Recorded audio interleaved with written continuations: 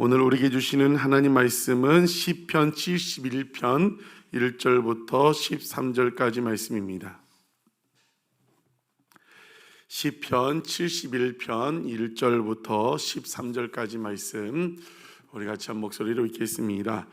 여호와여, 내가 주께 피하오니 내가 영원히 수치를 당하게 하지 마소서. 주의 의로 나를 건지시며 나를 풀어주시며 주의 귀를 내게 기울이사 나를 구원하소서. 주는 내가 항상 피하여 숨을 바위가 되소서. 주께서 나를 구원하라 명령하셨으니 이는 주께서 나의 반석이시요 나의 요새이심이니이다. 나의 하나님이여, 나를 악인의 손 곧 불의한 자와 흉악한 자의 장중에서 피하게 하소서. 주 여호와여, 주는 나의 소망이시요 내가 어릴 때부터 신뢰한 이시라. 내가 모태에서부터 주를 의지하였으며 나의 어머니의 배에서부터 주께서 나를 택하셨사오니 나는 항상 주를 찬송하리이다. 나는 무리에게 이상한 징조같이 되었사오니 주는 나의 견고한 피난처시오니 주를 찬송함과 주께 영광 돌림이 종일토록 내 입에 가득하리이다. 늙을 때에 나를 버리지 마시며 내 힘이 쇠약할 때에 나를 떠나지 마소서. 내 원수들이 내게 대하여 말하며 내 영혼을 엿보는 자들이 서로 꾀하며 이르기를 하나님이 그를 버리셨은즉 따라잡으라. 건질 자가 없다 하오니 하나님이여, 나를 멀리하지 마소서. 나의 하나님이여, 속히 나를 도우소서. 내 영혼을 대적하는 자들이 수치와 멸망을 당하게 하시며 나를 모해하려 하는 자들에게는 욕과 수욕이 덮이게 하소서. 아멘. 시편 71편은 노년에 올려드리는 간구, 그 찬양 시입니다. 저자는 지금 나이가 많이 들었지만 여전히 이 대적자, 이 고난이 올 때 정말 그 예수님 하나님만을 의지하겠다는 고백이죠. 이 시편 71편의 저자는 표기되어 있지 않습니다. 근데 많은 학자들은 예레미야가 썼을 것이다, 또 많은 학자들은 다윗의 시일 것이라고, 그 늙었을 때 고백했던 시라고 고백을 하고 있습니다. 나타나고 있는 배경은 무엇입니까? 노년 때에 고난이 왔을 때 도와달라는 이 간구의 내용이죠.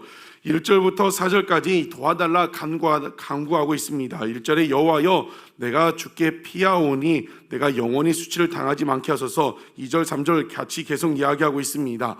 왜 도와달라고 간구를 하고 있어요? 4절에 보니까 악인의 손 곧 불의한 자와 흉악한 자의 장중에 피하게 하소서.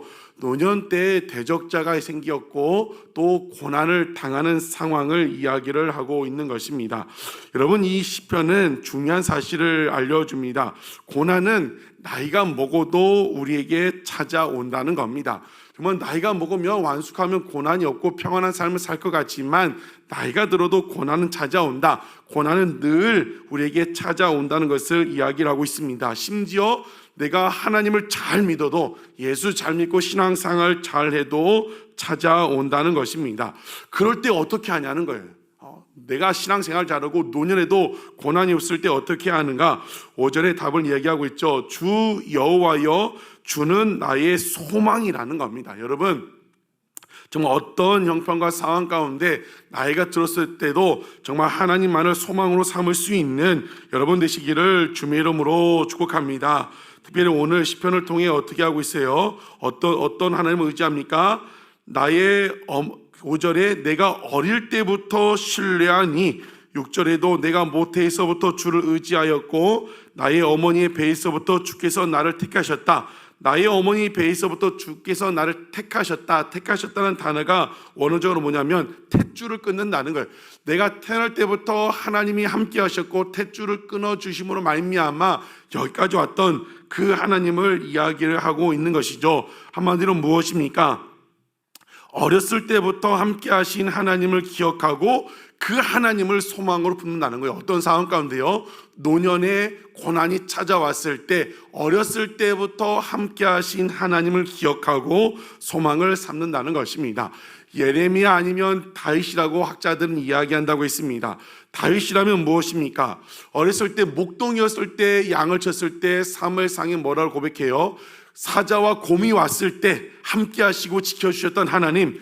또 대표적으로 어렸을 때 어떤 일이 있었습니까? 골리앗 앞에 섰을 때 그 만군의 여호와 하나님이 함께 하시고 그 골리앗을 이기고 승리하게 하신 그 하나님을 기억하고 찬송하고 그 하나님만을 소망으로 삼는다고 고백을 하고 있는 것입니다. 왜 그것을 어렸을 때 함께 하신 하나님을 기억해요?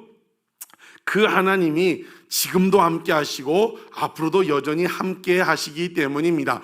어렸을 때 함께 하신 하나님 변하지 않으셨습니다. 돌아가시지 않았어요. 그 하나님이 동일도 오늘도 함께 하시고 앞으로도 함께 하시기 때문에 어렸을 때부터 함께 하신 하나님을 기억하고 그 하나님을 소망으로 삼는다는 것입니다. 사랑하는 성도 여러분, 여러분과 함께 하신 지금도 젊지만 그 과거가 이제 어렸을 때죠. 어떤 하나님을 기억하십니까? 그 하나님 동일하게 오늘도 함께 하시고 앞으로도 함께하여 줄 줄 믿습니다. 그 하나님만을 소망으로 삼는 여러분 되시기를 주님의 이름으로 축복합니다.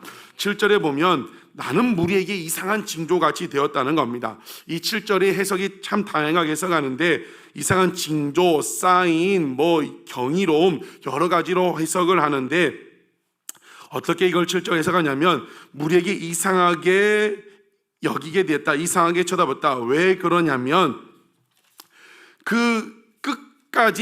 이 시인이 끝까지 주의 말씀을 의지하는 모습, 나이가 들음에 따라 세상과 섞여 살지 않고 구별된 삶을 사는 그 모습을 보고 세상에 있는 무리들이 저 사람은 이상하다고 여길 정도로 그렇게 살았다는 것을 이야기를 하고 있습니다.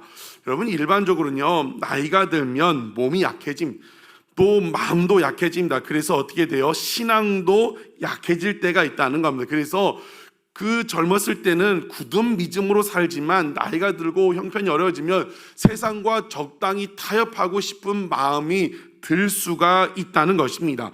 여러분, 나이가 들어간다고 저절로 신앙이 성숙해지는 것은 아닙니다. 우린 솔로몬의 예를 봅니다. 솔로몬이 젊었을 때 얼마나 하나님을 사랑했고 하나님을 향해 1,000번제를 드리고 그 성전을 봉헌하게 되고 얼마나 믿음이 좋았습니까? 솔로몬의 노년은 어떻게 됐어요? 이 믿음이 흔들리고 말미암아 결국에는 솔로몬이 어떻게 됐어요? 하나님을 떠나는 거, 우상 숭배하는 것을 보게 되었다는 것입니다. 여러분, 우리는 어떻게 합니까? 7절 시인의 고백처럼 정말 이상한 사람, 세상 사람들을 볼 때 정말 이상한 사람이 되어야 한다는 겁니다. 무엇이요? 끝까지 구별된 사람, 끝까지 세상과 타협하지 않고 오히려 더 믿음, 나이가 들어감에 따라 많은 사람들은 하나님부터 멀어지고 세상과 적당히 살아가는데 저 사람은 어떻게 나이가 들어감에 따라 더 믿음이 뜨거워질 수 있을까?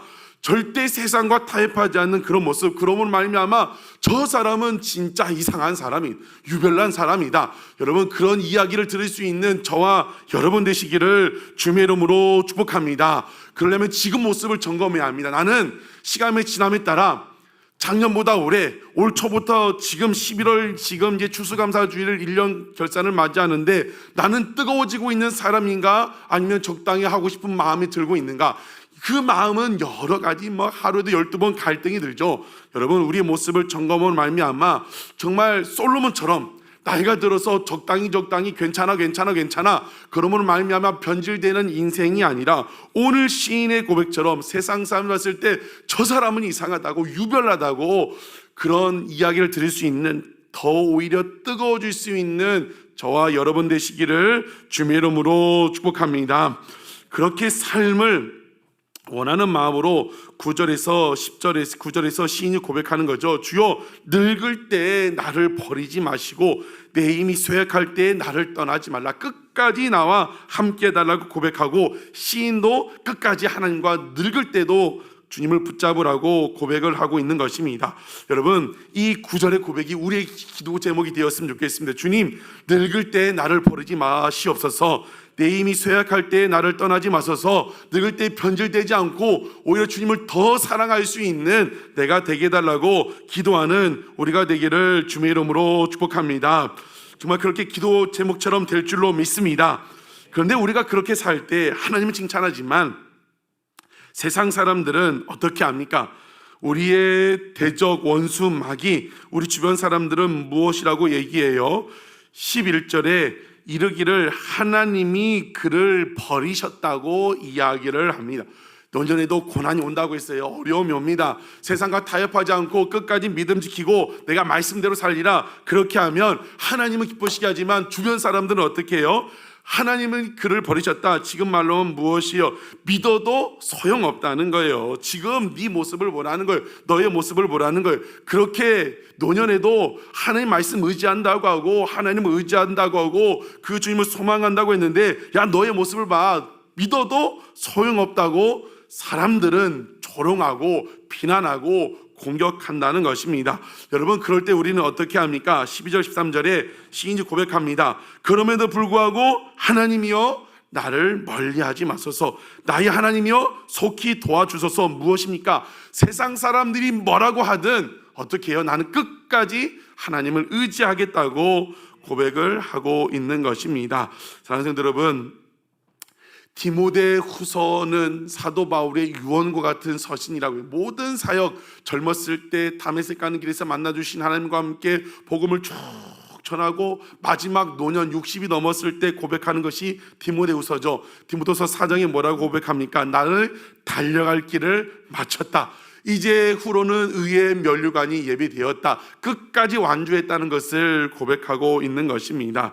여러분, 오늘 이 시인의 고백, 사도 바울의 고백처럼 여러분 나이가 들어감에 따라 정말 쇠퇴하고 변질되고 그런 인생이 아니라 더욱더 하나님을 사랑하고 끝까지 믿음 지키고 사도 바울의 고백처럼, 시인의 고백처럼 믿음의 완주를 알 수 있는 우리가 되시기를 주의 이름으로 축복합니다. 세상 사람들은요, 그 하나님이 영적인 원리를 어떻게 알아요? 그러니까 손가락질하고 비난하고 그렇게 살아도 소용없다고 그 사람들은 당연한 거예요.